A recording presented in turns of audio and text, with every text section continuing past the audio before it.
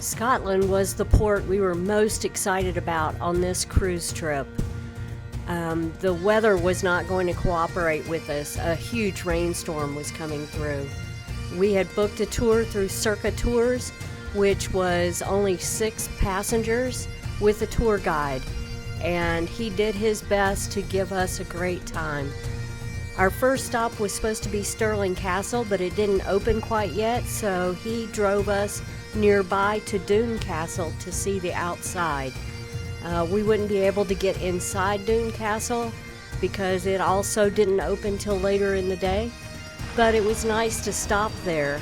Doune Castle was used in the Outlander TV series, which we were both big fans of, but it was also used in filming Monty Python and also Game of Thrones. It's a very cool castle and located near Stirling, so it was a nice stop for us to get to see Doune Castle. So after we made a quick 10-minute stop there to check it out, we drove up to the Stirling Castle parking lot and the rain started.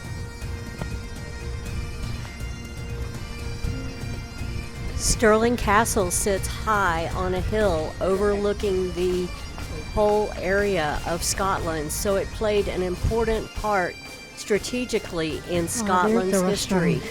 You may recognize it from first stop, the Braveheart movies and Rob Roy movie. About 15 minutes. It doesn't take you round everywhere, it just is like an introduction to the castle, and then you're free to go round yourself. You don't need to go on it though, it's up to you. We had an hour and a half at this stop, and so we decided to try to see as much of this enormous castle as possible. So we walked around just a little bit and then met with the tour guide who would do the introductory free tour of the castle structure and give us a little bit of the history.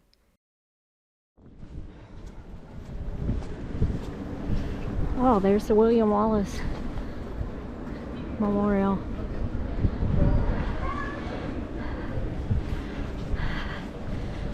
Gonna go find our tour.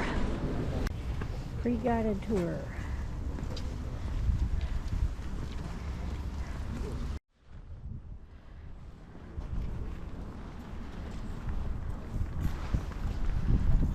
So, my name is Sophia, and I'll be your guide.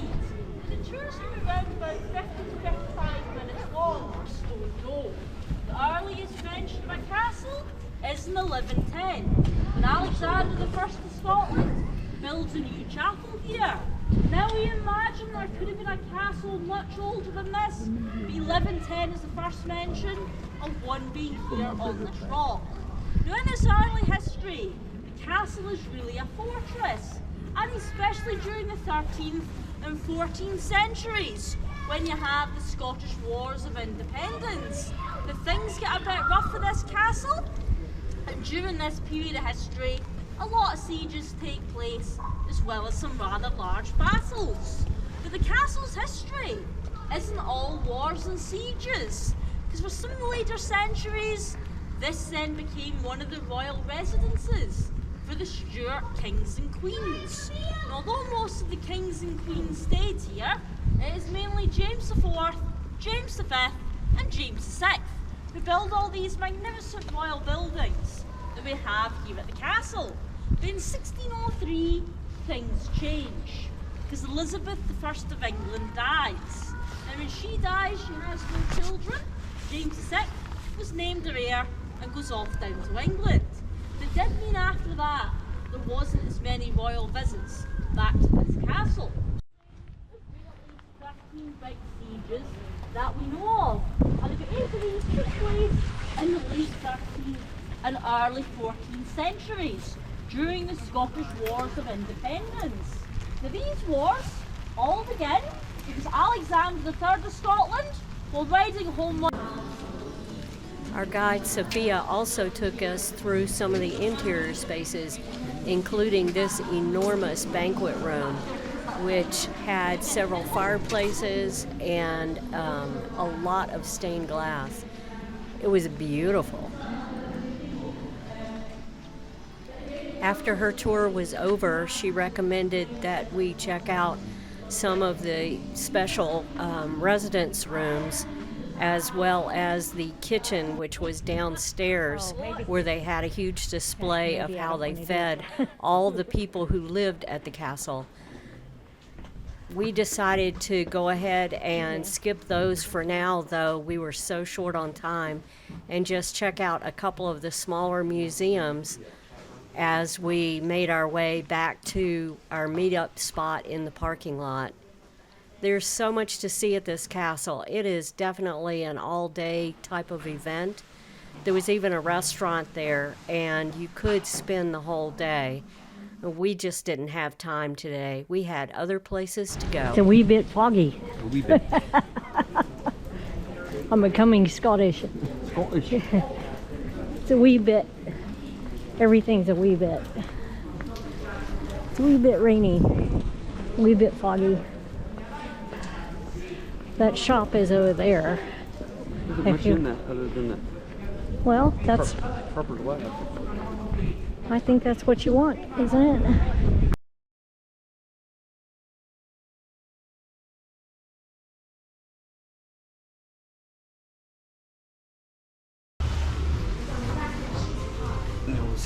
What'd you get?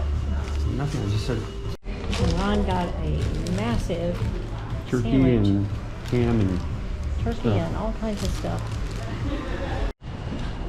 So lunch was fantastic. Now I think we're gonna shop.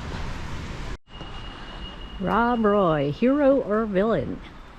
That's funny.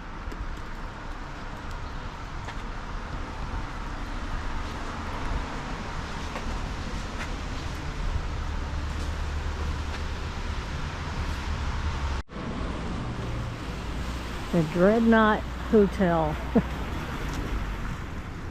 a wicked sense of humor.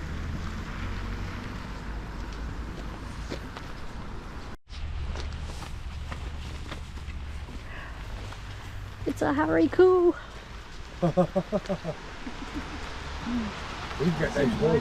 Hello, Harry Coo. You're a little damp. Hey, what's up? Why does one of your horns face the wrong direction? How are you doing, Mr. Harry Coo?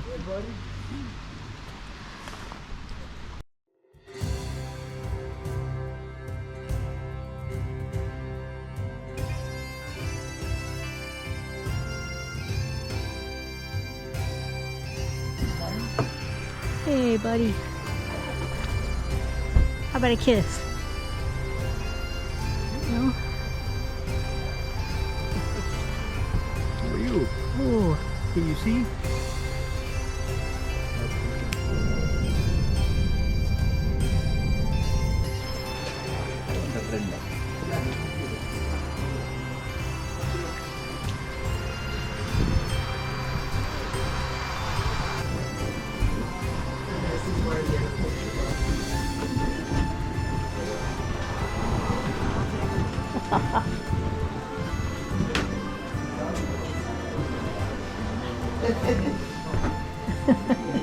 Scottish Pub of the Year, 1705.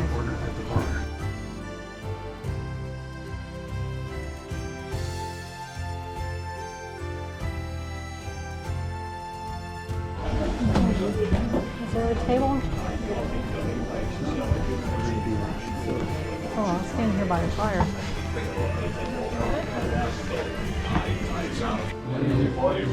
An IPA in.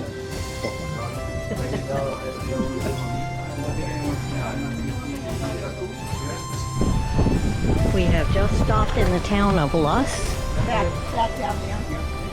and we're headed down to Loch Lomond to check it out and to look for the Viking grave in a church.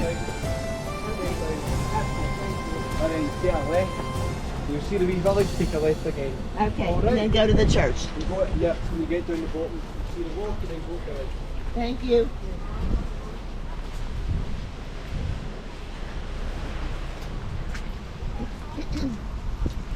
Oh, so that's what the church is going to look like.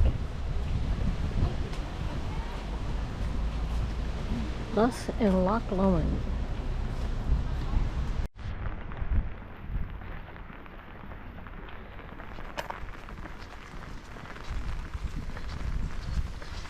And we've arrived at Loch Lomond.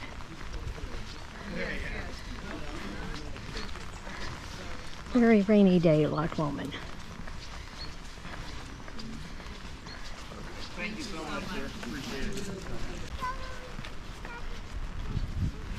Largest freshwater lake in mainland Britain, Loch Lomond is 24 miles long and 5 miles across at the widest point. At its deepest, north of Tarbet, it is some 643 feet deep.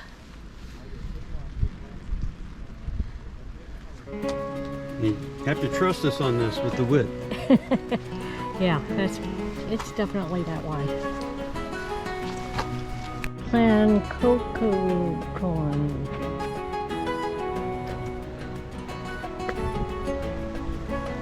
And here's the beautiful church, Luss Parish Church.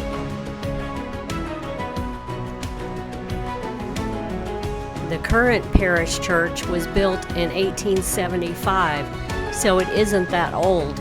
However, there has always been a Christian church on this site for the past 1,500 years. There's even ancient artifacts on this site, including a Viking grave, and we're determined to find it. It's around here somewhere.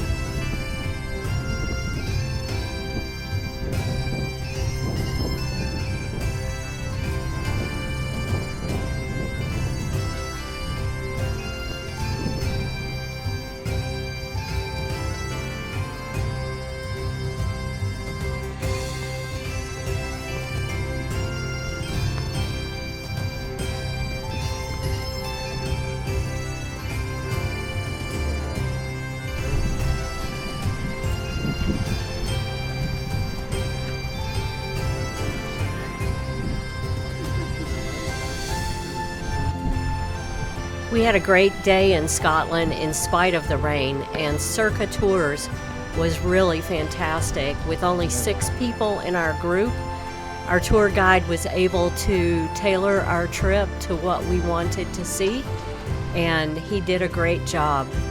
So if you found the information in this video useful, please give us a thumbs up and think about subscribing. We have more stops on this cruise. Lots more coming up. So please subscribe and hit that notification bell so you don't miss a single video. And as I always say, get out there and hug a tree. And thanks for watching.